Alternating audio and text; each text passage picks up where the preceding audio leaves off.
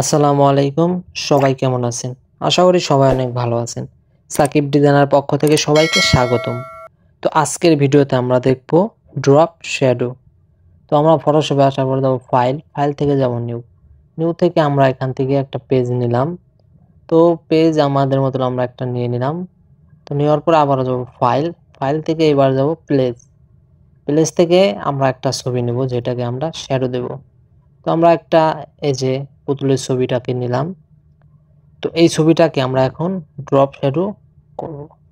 তো এইটাকে এবার আমাদের কি করতে হবে, এটা লেয়ার আনতে হবে। উইন্ডোজ থেকে আমরা লেয়ার এই যে আমাদের লেয়ারটা আনার পরে এখন আমরা কি করব,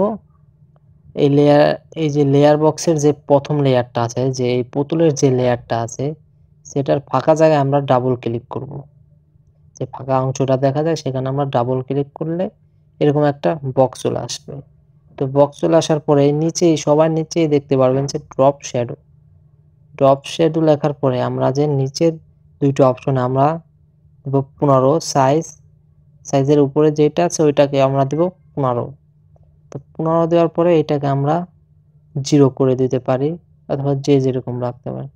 তো উপরেরটা আমরা রাখবো হলো 50, মানে 50%। তো এইবার আমরা দিয়ে দেব ওকে। তো ওকে দেওয়ার পর আমরা এই যে এই জায়গা দেখতে পাচ্ছেন ইফেক্ট, আর একটা হলো ড্রপ শ্যাডো।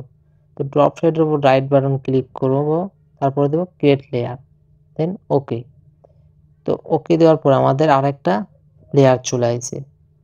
তো লেয়ার চলে আসার পরে আমরা কি করব, কন্ট্রোল টি দিব কিবোর্ড থেকে। কন্ট্রোল টি দেওয়ার পরে আমরা এটাকে কন্ট্রোল ধরে আমরা এটাকে সাইড থেকে টান দিয়ে সরিয়ে দেব। সরিয়ে দিলে দেখতেই পারতেছেন যে আমাদের শ্যাডোটা কিন্তু হয়ে গেছে। তো আশা করি ভিডিওটা সবাই বুঝতে পেরেছেন। তো ভিডিওটা শেষ পর্যন্ত দেখার জন্য সবাইকে